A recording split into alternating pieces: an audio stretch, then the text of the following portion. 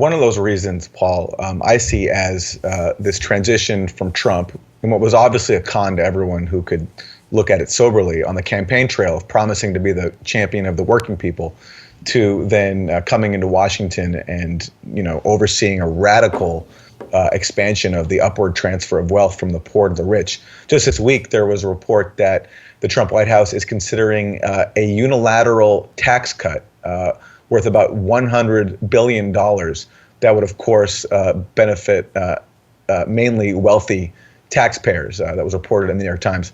Contrast all this, and this is after the tax cut that was already passed in Congress last year. Contrast all this with what Trump said on the campaign trail. And I'm going to go to a clip of him campaigning in Pennsylvania.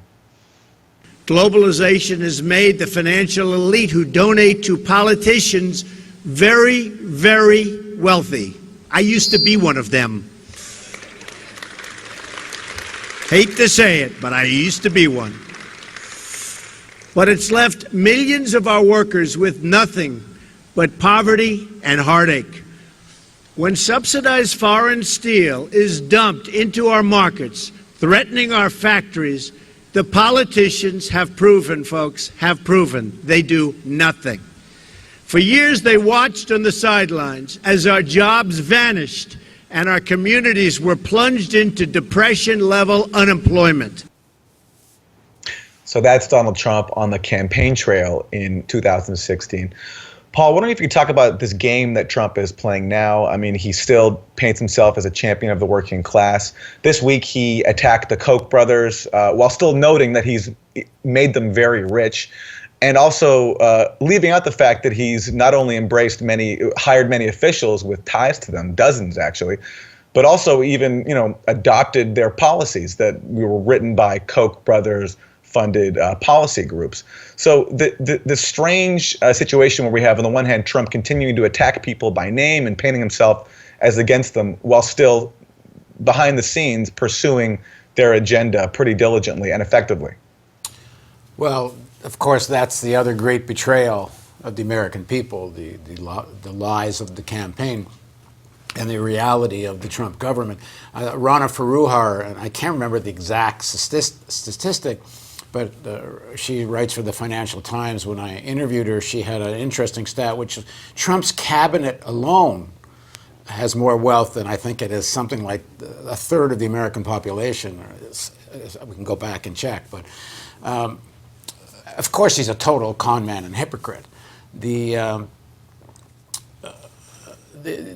joke of what he just said about politicians who are bought, and the influence is bought by billionaires. He says, I used to be that. Well, he only means he used to be on the buying side, on the selling side, or maybe it's the other way around. He used to be on the buying side. Now he's selling the influence.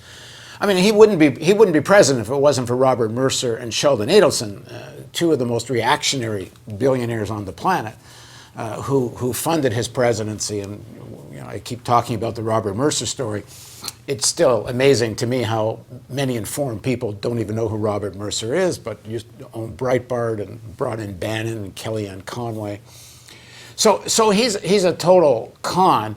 Now the thing is about his economic message, and this is partly what's wrong with this focus on the Russiagate stuff. Again, whether everything's true or not true, I have no idea, and I've said many times I hardly don't care. Because the messaging of Trump and the policies of the Trump administration are so destructive, but they do need to be unpacked in terms of their substance. Does this kind of immigration lower wages? When I say this kind of immigration, I mean people that are here without documentation, illegally. Does that lower wages? Does it take away American jobs?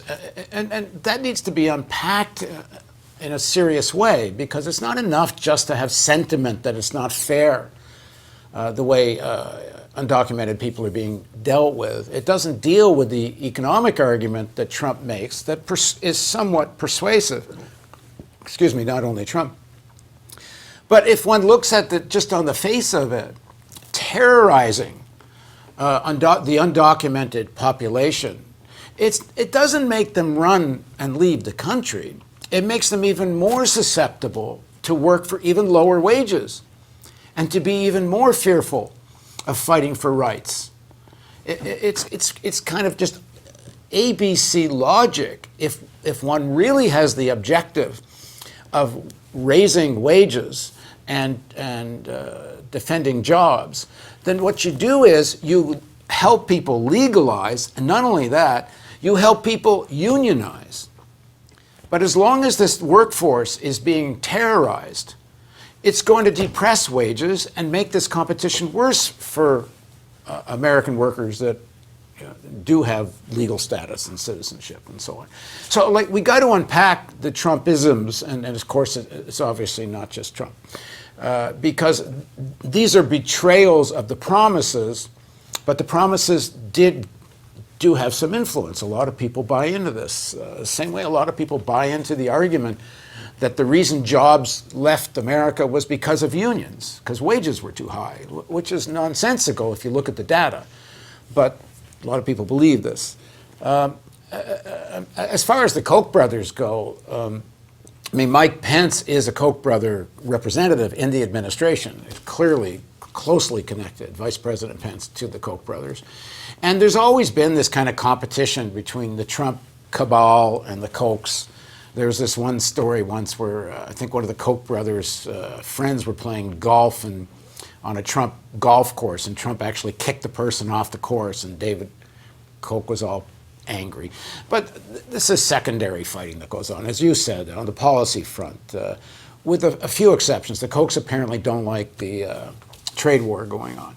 But I would think the Kochs would be extremely happy ratcheting up tensions with Iran, because this morning there's a report that if the confrontation gets sharp enough where the Americans actually block Iranian oil exports, and then the Iranians who have threatened their response will be to block the Straits of Hormuz, well, they're saying oil may go up to $250 a barrel. And I think the Koch brothers would be rather pleased with that.